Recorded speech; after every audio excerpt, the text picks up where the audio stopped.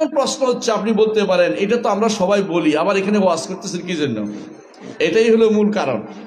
আমরা সবাই বলি লা ইলাহা ইল্লাল্লাহ, কিন্তু আপনি চোখের সামনে দেখতে পান লা ইলাহা ইল্লাল্লাহ বলে আবার কবরেও টাকা দেয়, লা ইলাহা ইল্লাল্লাহ বলে আবার মাজারেও সিন্নি দেয়, আবার লা ইলাহা ইল্লাল্লাহ বলে আবার দেখবেন যে ওই খান জাহান আলীর কুমিররা খাওয়াচ্ছে, আবার দেখবেন লা ইলাহা ইল্লাল্লাহ বলে আর একটা গ্রুপকে দেখবেন যে শাহজালালের মাজারেও যাচ্ছে। যারা শাহজালালের মাজারে যায়, কেন যায় আমাকে বলতে হবে। আপনারা বলেন কেন যায়? কি জন্য যায়? ইচ্ছা পূরণ। আহসানতা। প্রত্যেকে চায় শাহজালালের মাজারে গেলে তার আর কোনো কিছু অভাব থাকবে না, সব অভাব পূরণ হয়ে যাবে। সেখানে গেলে এই যে নির্বাচন শুরু হবে, অনেকেই দেখবেন যে মাজার থেকে নির্বাচন শুরু করবে। উদ্দেশ্য কি? মাজারওয়ালা তারে পাশ করানোর মধ্যে ভূমিকা রাখবে। এই কথা যদি কোনো ব্যক্তি বিশ্বাস করে, লা ইলাহা ইল্লাল্লাহ তার শুদ্ধ হয় নাই, আকীদা তার শুদ্ধ হয় নাই। আকীদা শুদ্ধ হতে হবে 5টি 6টি জিনিসের মধ্যে আকীদা শুদ্ধ হয়। আল্লাহর ব্যাপারে, ফেরেশতাদের ব্যাপারে, কিতাবের ব্যাপারে, রাসূলদের ব্যাপারে, আখিরাতের ব্যাপারে, তাকদীরের ব্যাপারে। এই 6টি জিনিসের মধ্যে যে ব্যক্তি আকীদাটা বিশুদ্ধ হয়েছে, সেই ব্যক্তির আকীদা শুদ্ধ, সেই ব্যক্তি জান্নাতে যেতে পারবে। এর মধ্যে একটা যদি কারো বাদ যায়, সে জান্নাত যেতে পারবে? সব মানলো, ফেরেশতা মানলো না, জান্নাত যাবে? যাবে না। সব মানলো, আল্লাহর কিতাব মানলো না, জান্নাতে যাবে? যাবে না। সব মানলো, সে আখিরাতের কবরের আযাবের কথা মানলো না, জান্নাতে যেতে পারবে? যেতে পারবে না, কারণ অস্বীকার করছে কোরআন আয়াত ও হাদিস। অনুরূপ ভাবে যেখানে আল্লাহ ও তার রাসূল যা যা বলেছেন বিশ্বাসের আকারে, এগুলি তোমাকে বিশ্বাস করতে হবে। আল্লাহ ও রাসূল বলেছেন, সেগুলি যদি না মানে কোনোদিন জান্নাতে যেতে পারবে না। একটা হচ্ছে আমল করে নাই, আমল কম করেছে, যাকাত দেয় নাই, গুনাহগার হয়েছে, কিন্তু যাকাত যদি কোনো অস্বীকার করে, জান্নাতে যেতে পারবে? পারবে না। আচ্ছা ধরেন একজন মানুষ কিছু আমল বাদ দিছে, ওযুর মধ্যে ধরেন বিসমিল্লাহ বলে নাই। ওযুর মধ্যে বিসমিল্লাহ বলা তো কোনো কোনো মাযহাবে ওয়াজিবও আছে, আমরা ওইটা বলছি না, কিন্তু আমরা সুন্নত পর্যন্ত জানি। কেউ যদি ওযুর মধ্যে বিসমিল্লাহ না বলে, তার জান্নাতে যাওয়া বাধা হবে? বাধা হবে না। কিন্তু ওযুর মধ্যে সে ব্যক্তি মুখ ধুইল না আর সব করলো, তার ওযুটা হয়েছে? আকীদার কোনো জিনিস কোনো ছাড় চলে না, সবগুলিকে মেনে নিতে হবে। হাশরের মাঠে ফুলসিরাত পার হইতে হবে, আপনাকে হইতে হবে কিনা? এখন কেউ যদি বলে ফুলসিরাত পার হওয়ার দরকার, কেমনে পার হবে ইত্যাদি ইত্যাদি, সে ব্যক্তি এখনো ইমানদার হইতে পারে নাই। ইমানদার হইতে হলে প্রত্যেকটি জিনিস, ইমানিয়াতের 6টা জিনিস, আরকানুল ঈমান 6টা জিনিস আপনাকে মেনে নিতে হবে। যতক্ষণ পর্যন্ত এগুলি শুদ্ধ না হবে, আপনার ঈমান শুদ্ধ নেই, আমল করে কোনো লাভ নাই। আমাদের দেশে এখন পর্যন্ত যে জিনিসটা সবচেয়ে ভয়াবহ আকার দেখা, সেটা হচ্ছে আল্লাহর উপর ঈমানটা শুদ্ধ হয়নি। আল্লাহর উপর ঈমান শুদ্ধ হইতে হলে 5টি জিনিস শুদ্ধ হইতে হবে। কয়টা জিনিস মুখস্থ রাখতে হবে? 1 নম্বর হচ্ছে আল্লাহর সত্তার উপর ঈমান আনতে হবে।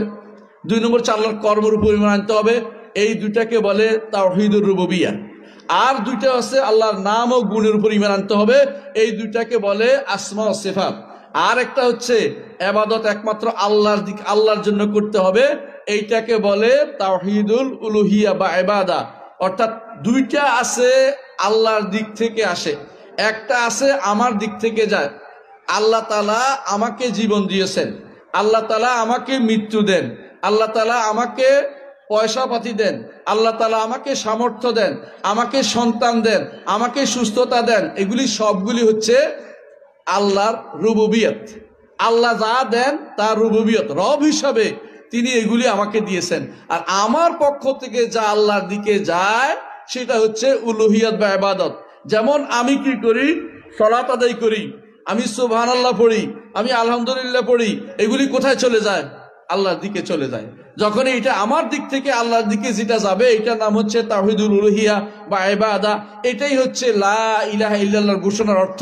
আমার যাবতীয় ইবাদত সব আল্লাহর দিকে যাবে, এদিকে ওদিক যাবে না, আল্লাহর দিকে যাবে। এইটা মানলে তাওহীদুল উলুহিয়া, রুবুবিয়্যাহ মানছে, উলুহিয়্যাহ মানছে, দুইটা মানছে। বাকি রয়েছে একটা আসমা ও সিফাত। কোন জিনিস দিয়ে আমি আল্লাহকে ডাকবো?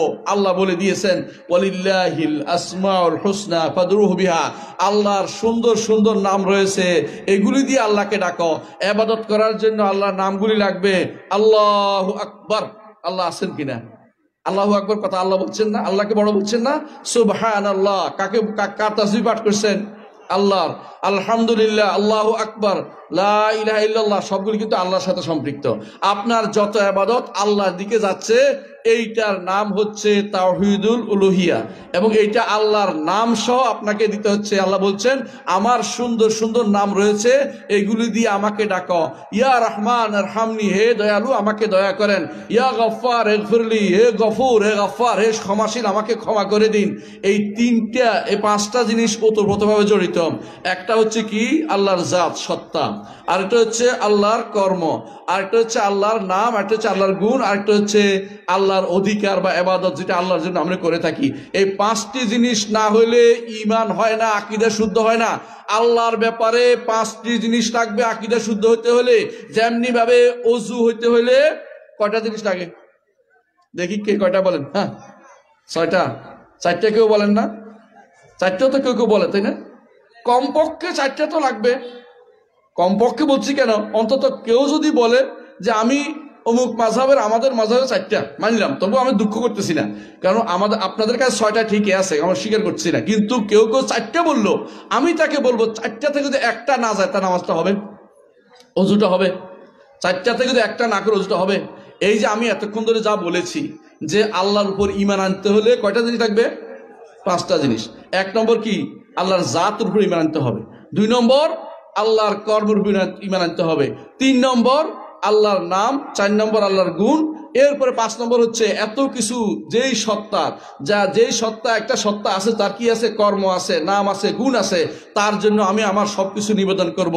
ইন্না সলাতি ওয়া নুসুকি ওয়া মাহিয়ায়া ওয়া মামাতি লিল্লাহি রাব্বিল আলামিন। আল্লাহর জন্য যদি নিবেদন করতে পারি, আমার আকীদা শুদ্ধ। আর এর মধ্যে সামান্যতম ব্যতিক্রম হবে আকীদা শুদ্ধ নাই। তবে আল্লাহর উপর আকীদা শুদ্ধ হলে কি সব হয়ে যাবে? তা নয়। কিন্তু আমাদের দেশে সবচেয়ে বড় সমস্যা, ঈমানের প্রথম রোকনটাই হয় না। ঈমানের প্রথম রোকনটাই হয় না। আপনি জানেন আমাদের দেশে এখনো শতকরা 90% মানুষ আল্লাহর জাতের উপর ঈমান শুদ্ধ নাই। আল্লাহর জাতের উপর ঈমান আনতে হলে 5টা জিনিস লাগবে। আরেকটা বুঝাচ্ছি, এটা আগেরটা নয়, কিন্তু আবার উল্টা পাল্টা লাগাই দিবেন না। আল্লাহর সত্তার উপর ঈমান আনতে হলে সূরা ইখলাস পড়বেন। সূরা ইখলাসে আল্লাহ তাআলা বলে দিয়েছেন, কুল হু আল্লাহু আহাদ আল্লাহুস সামাদ লাম ইয়ালিদ ওয়া লাম ইউলাদ ওয়া লাম ইয়াকুল লাহু কুফুয়ান আহাদ। আর আল্লাহর জাতের উপর ঈমান আনতে হলে আল্লাহ তাআলা, এটাই বিশ্ব 5টা জিনিস বিষয়। 1 নম্বর হচ্ছে আল্লাহ হচ্ছেন একক অনন্য সত্তা, আর কোন সত্তা নাই যে আল্লাহর মতো এরকম আছে। হুয়াল আউয়াল ওয়াল আখির, তিনি প্রথম এবং তিনি শেষ, তিনি হচ্ছেন একক সত্তা। দ্বিতীয় সামাদ, সবাই তার মুখাপেক্ষী, তিনি কারো মুখাপেক্ষী নন, সবাই তার মুখাপেক্ষী। 3 নম্বর ঈমান আনতে হবে কেউ তার মতো কেউ হইতে পারে না। লাম ইয়াকুল লাহু কুফুয়ান আহাদ, তার মতো কেউ হইতে পারে না। হ্যাঁ, 4 নম্বর হইতে হবে তিনি আরশের উপরে আছেন। তিনি কোনো সৃষ্টির ভিতরে নন। যারা মনে করে কলবের ভিতরে আল্লাহ আছে, যারা মনে করে সর্বত্র আল্লাহ বিরাজমান, তারা আল্লাহর জাতের উপর ঈমান আনে নাই। ওই আল্লাহর উপর ঈমান আনে নাই যে আল্লাহর উপর ঈমান আনতে আমাদের নবী মুহাম্মদুর রাসূলুল্লাহ সাল্লাল্লাহু আলাইহি ওয়াসাল্লাম আদেশ করেছেন। ও নবীগণ, সমস্ত নবী, সমস্ত আল্লাহর কিতাব যে আল্লাহর উপর ঈমান আনতে বলেছে, যারা আল্লাহকে সৃষ্টির ভিতরে বলবে, তারা ওই আল্লাহর উপর ঈমান আনে নাই, তার ঈমান কোনোদিন বিশুদ্ধ হবে না। যত ইবাদতই করুক না কেন, আল্লাহর দরবারে তার ইবাদতের কোনো মূল্য নেই, কারণ আল্লাহকে চিনতে পারেনি। যতক্ষণ পর্যন্ত আল্লাহকে চিনতে না পারবে, আল্লাহকে আরশের উপর না মানবে, ততক্ষণ পর্যন্ত কে ঈমানদার হতে পারবে না। 5 নম্বর হচ্ছে আল্লাহকে সবচেয়ে বড় মানতে হবে। কত বড় তিনি তার পরিচয় তিনি দিয়েছেন। মুহাম্মদুর রাসূলুল্লাহ সাল্লাল্লাহু আলাইহি ওয়াসাল্লাম বলেছেন, আরশ হচ্ছে সবচেয়ে বড় সৃষ্টি। আরশের সামনে কুরসি হচ্ছে ছোট্ট একটা ফেলে রাখা একটা ভূমি, যার মধ্যে একটা জিনিস, যার মধ্যে 7 আসমান জমিন সমস্ত সৃষ্টি 7টি মুদ্রার মতো। এইগুলির সামনে আরশ হচ্ছে এই কুরসির সামনে কত বড়, যেন একটা ফেলে রাখা জায়গা। আরশ কত বড় আল্লাহ ব্যতীত কেউ জানে না। এর অর্থ হচ্ছে মানুষ এবং যত সৃষ্টি আপনার চোখে পড়তেছে সব কুরসির ভিতরে 7টি মুদ্রার মতো। কুরসি আরশের সামনে এই একটা ছোট্ট জিনিস পড়ে আছে, যেটা কাল মেরকাতে ইলাল আরশে উঠার মতো একটা সিঁড়ির মতো পড়ে আছে। আর আরশ হচ্ছে কত বড় আল্লাহ ছাড়া কেউ জানে না। আর আরশ বহন করে ওয়াইয়াহমিলু আরশা রাব্বিকা ফাওকাহুম ইয়াওমাইযিন নিয়ে 8 জন ফেরেশতা সেটা বহন করে। যেই ফেরেশতার এক ফেরেশতার কানের লতি থেকে শুরু করে কাঁধ পর্যন্ত পাখির 700 বছরের পাখির উড়ার রাস্তা, এর দূরত্ব কত বেশি, এবং সেটা এরকম 8 ফেরেশতা 800 বহন করে আছে। এই যে আমরা এত বড়ত্ব বলেছি, সব কিছু কেন বললাম, এটা কারণ হচ্ছে এটা আল্লাহ যে বড় এটা বুঝবেন কি করে। আল্লাহ তাআলা কোরআনে কারীম বলেছেন যে ওয়াল আরদু জামিআন ক্বাবদাতুহু ইয়াউমাল কিয়ামা। এত কিছু যে আমরা বড় বড় হিসাব করতেছি, কেউ কইতেছে যে পৃথিবী থেকে এরকম হাজার হাজার লাখ লাখ পৃথিবী এখন আছে, এত গ্রহ নক্ষত্র নীহারিকা ইত্যাদি ইত্যাদি কত কিছু আবিষ্কার করতেছে। এত সব কিছু কিন্তু আসমান এবং জমিনের মাঝখানে, এই সবগুলি আমার রব্বুল আলামিনের মুষ্টির ভিতরে থাকবে। আল্লাহ কত বড়, এই সবগুলো আল্লাহর মুষ্টির ভিতরে থাকবে। আর আসমান সমূহ ভাঁজ করা থাকবে আল্লাহর হাতের মধ্যে। আল্লাহ তাআলা বলে দিয়েছেন ওয়াসসামাওয়াতু মাতউইয়াতুম বিয়ামিনিহি, আসমান সমূহ ভাঁজ করা থাকবে তার ডান হাতে। কামা বাদানা আউয়ালা খালকিন নুঈদু ওয়াদান আলাইনা ইন্না কুন্না ফাইলিন। আবার তিনি সৃষ্টি করবেন যেভাবে সব সৃষ্টি করেছেন, একবার ধ্বংস করবেন আবার সৃষ্টি করবেন, সমস্ত মানুষ আবার উপস্থিত হবে রব্বুল আলামিনের সামনে, একজন মানুষও বাদ যাবে না। সেদিন তিনি মুহাম্মদুর রাসূলুল্লাহ সাল্লাল্লাহু আলাইহি ওয়াসাল্লাম তিনি মিম্বরে উঠে দেখিয়েছেন যে তিনি বলছেন এইভাবে তিনি আল্লাহ তাআলা আসমান যেগুলি সৃষ্টি যেগুলিকে মুষ্টির ভিতরে রাখবেন, আসমান জমিনকে হাতের মুঠোয় রাখে তিনি বলবেন আনাল মালিক আইনা মুলুকুদ দুনিয়া, আমি রাজা, দুনিয়ার রাজাধিরাজরা কোথায়, দুনিয়ার রাজারা কোথায়। সেই আল্লাহ রাব্বুল ইজ্জত তার মুষ্টির ভিতরে পৃথিবী হইতে শুরু করে কত লক্ষ লক্ষ কোটি কোটি পৃথিবী তার মুষ্টির ভিতরে থাকবে। রব্বুল আলামিন কত বড় সেটা আপনি ধারণ করেন, সেটাকে প্রতিদিন স্মরণ করিয়ে দেন। যখন আপনি বলেন সুবহানা রাব্বিয়াল আযীম, আমার রব হচ্ছে কত বড় বড় বড়, আমার রব্বুল আলামিন অনেক বড়। যারা মনে করে বসে আছে রব্বুল আলামিন সৃষ্টির ভিতরে তারা আল্লাহকে সঠিকভাবে তার আল্লাহ সম্মান দিতে জানে নাই। আল্লাহকে সম্মান দিতে হলে অবশ্যই আল্লাহর বড়ত্ব ধারণ করতে হবে আপনার অন্তরে। যখন সুবহান রাব্বিয়াল আযীম নাজিল হয়েছে, মুহাম্মদুর রাসূলুল্লাহ সাল্লাল্লাহু আলাইহি ওয়াসাল্লাম বললেন এটাকে তোমার রুকুতে রাখো। শুধু এটা নয়, আল্লাহ যে উপরে এটা প্রমাণ, আল্লাহ যে উপরে এটা বিশ্বাস করতে হবে। কারণ মুহাম্মদুর রাসূলুল্লাহ সাল্লাল্লাহু আলাইহি ওয়াসাল্লাম সবচেয়ে বড় বিনয়ের জায়গা যেখানে, অর্থাৎ সিজদার মধ্যে আপনাকে বলতে বলেছে সুবহানা রাব্বিয়াল আলা। আলা তিনি সবকিছুর উপরে, সত্তাগতভাবে উপরে, সম্মানের দিক থেকে উপরে এবং ক্ষমতার দিক থেকে তিনি উপরে। তিন দিক থেকে উপরে না মানলে আল্লাহকে উপরে মানা হয়নি। আল্লাহর উপর তো উপরে যে থাকেন এটাকে যে ব্যক্তি মানবে না সে ব্যক্তি ঈমানদার হইতে পারবে না। রব্বুল আলামিন তিনি আরশের উপরে যে ব্যক্তি মানেনি, তাকে সর্বত্র বিরাজমান মনে করছে, অথবা যারা বিশ্বাস করছে কোন কলমের ভিতরে আছে, অথবা মনে করে যে দুনিয়া জায়গা হয় না, ইমান কলমের জায়গা হয়, ওই ব্যক্তি ঈমানদার নয়, তারা এখনো হিন্দু রয়ে গেছে। কারণ হিন্দুরা বিশ্বাস করে যে সর্বভূতে ঈশ্বর বাস করে, কিন্তু মুসলিম ঈমান রাখে আল্লাহ তাআলা তিনি আরশের উপরে। মুহাম্মদুর রাসূলুল্লাহ সাল্লাল্লাহু আলাইহি ওয়াসাল্লাম সেজন্য আরশের কাছে গিয়েছিলেন আল্লাহর সাথে কথা বলতে মেরাজের রাত্রিতে। এইটা হচ্ছে আল্লাহর উপর ঈমানের প্রথম ধাপ। আল্লাহর জাতের উপর ঈমান আনতে হবে, এই আকীদা ঈমান আপনার শুদ্ধ হইতে হবে। এটা যদি শুদ্ধ না হয় আপনি যত আমল করেন কোনো লাভ হবে না। দ্বিতীয় অংশ, আল্লাহ তাআলার কর্মকে, আল্লাহ তাআলার কর্মের উপর ঈমান আনতে হবে। কর্ম কি?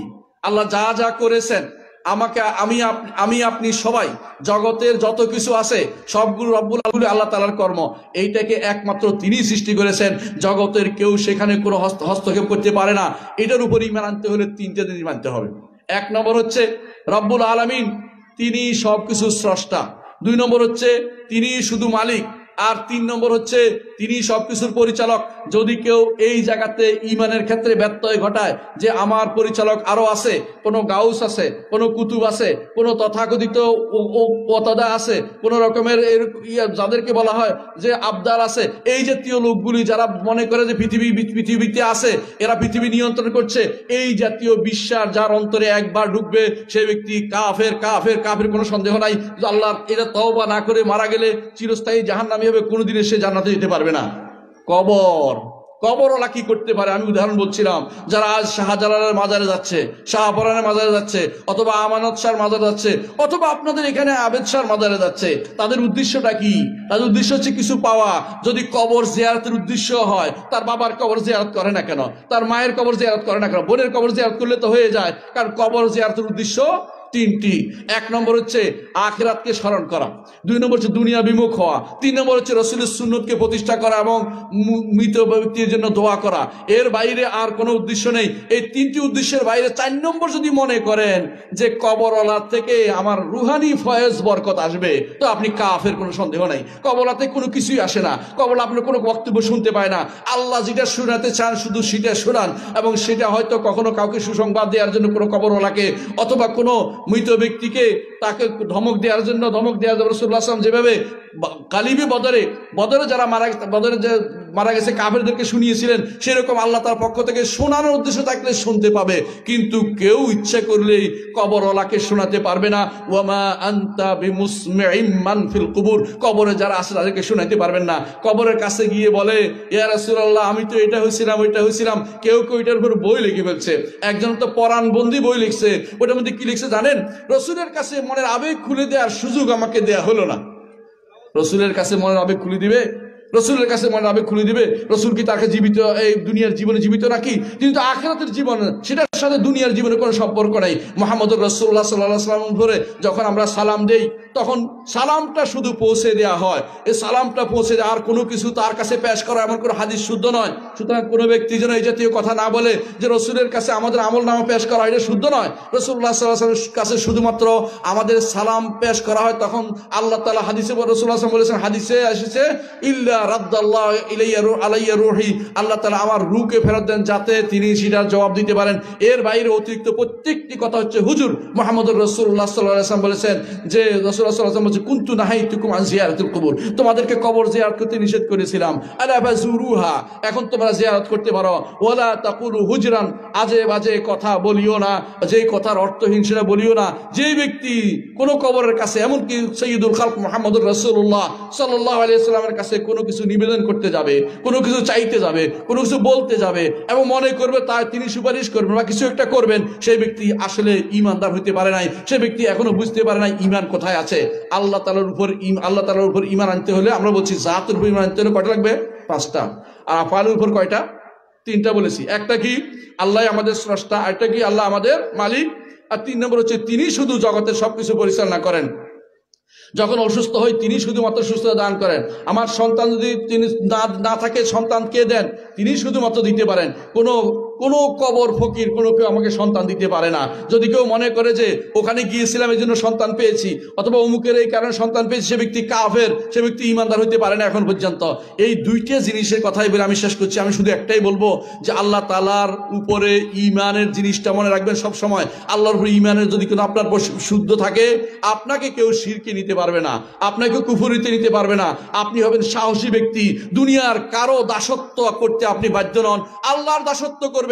আল্লাহর দাসত্ব করে মরে যাওয়া ভালো, আর বান্দার দাসত্ব করে, সৃষ্টির দাসত্ব করে জীবিত থাকাও কোনো লাভ নেই। সৃষ্টির দাসত্ব যারা করে তারা অনেক দিন বেঁচেও কোনো লাভ নাই, ফেরাউনের মতো বহু বছর বেঁচেও কোনো লাভ নাই, কিন্তু মুসার মতো অল্প বেঁচেও আপনার লাভ আছে। সেজন্য ঈমানদার সব সময় ঈমান নিয়ে যেতে চায়। কখন মৃত্যু হবে সেটা বড় কথা নয়, কিন্তু আল্লাহর উপর ঈমানটা বিশুদ্ধ করে যেতে হবে। আমি শুধু আকীদার একটা পয়েন্ট বলেছি, আকীদার অনেক পয়েন্ট রয়েছে, সবটা আলোচনা করতে পারবো না। তবে আমি আপনাদেরকে বলে দিচ্ছি, কিছু বই অবশ্যই পড়বেন, উসুল ঈমান গ্রন্থটা পড়বেন আকীদার বিষয়গুলি জানার জন্য। সংক্ষেপে উসুল ঈমান গ্রন্থটা আপনারা পড়তে পারেন। আমার অনুবাদ করে আমাদের শেখ ডক্টর মঞ্জুর এলাই আসছিলেন, তার দুইজনে মিলে আমরা অনুবাদ করেছি বইটা, মদিনা ইউনিভার্সিটির মাশায়েখদের লেখা। এটা অবশ্যই প্রত্যেকে পড়বেন। কি জন্য পড়বেন? কারণ আপনার আকীদার মৌলিক জিনিসটা আপনি জানতে পারবেন, আকীদার বিষয়গুলি কি। এই 5টি জিনিস যেগুলি আমরা বলেছি, 6টি জিনিস, ঈমানের 6টি রোকন, এগুলি কি বিশুদ্ধ না হলে যেই কোনো আমল করবেন, এই আমল আল্লাহর দরবারে গ্রহণযোগ্য হবে না। সুতরাং আগে ঈমান, তারপরে আমল। কোরআনে কারীমে বারবার দেখবেন আপনি ঈমানের কথা আগে বলা হয়েছে। ঈমানটাও শুধুমাত্র মুখস্থ ঈমান নয়, ঈমান আপনাকে 3 ভাবে ধারণ করতে হবে। অন্তরে ধারণ করতে হবে, মুখে বলতে হবে, অঙ্গ প্রত্যঙ্গে সেটাকে বাস্তবায়ন করতে হবে। যারা বলে মুখে ঈমান শুধুমাত্র তারা ঈমানদার নয়, তেমনি যারা বলবে অন্তরে শুধু ঈমান তারাও ঈমানদার নয়। ঈমান আমাদের নিকট কাউলুন ওয়া আমাল, কথা ও কাজের নাম। আল্লাহ আমাদেরকে তাওহীদ এবং আকীদা বুঝার তৌফিক দান করুন এবং আমাদেরকে তার দ্বীনের প্রতিষ্ঠিত রাখুন। আপনাদের কাছে অনুরোধ থাকবে এই দাওয়াতকে পৌঁছে দিবেন। প্রত্যেকটি মানুষের দাওয়াত হচ্ছে আল্লাহর উপর ঈমান কিভাবে হবে দাওয়াত পৌঁছে দেয়া, এরপরে আরকানুল ঈমানগুলি পৌঁছে দেয়া, এরপরে আরকান শরিয়া যেগুলো আরকান ইসলাম শরীয়তের রোকনগুলো ইসলামের রোকনগুলি সেগুলি পৌঁছে দেয়া, এইটা দায়িত্ব। এর বেশি অতিরিক্ত দায়িত্ব পালন করার দরকার নাই। আল্লাহ তাআলা কোরআনে কারীমে বলেছেন কু আনফুসাকুম ওয়া আহলিকুম নারা, নিজে বাঁচাও পরিবার বাঁচাও। সারা দুনিয়ার দায়িত্ব আল্লাহ আপনাকে দেন নাই। যে যত বড় দায়িত্বে আছে তার দায়িত্ব বেশি। আপনি ছা বসা ঘরের মানুষ, ঘরের দায়িত্ব পালন করেন। নিজেকে বাঁচান আগুন থেকে, আপনার পরিবারকে বাঁচানোর দায়িত্ব। এর বেশি চেষ্টা করার দরকার নেই। এটুকুই আপনার জন্য আখিরাতে নাজাতের জন্য যথেষ্ট হবে।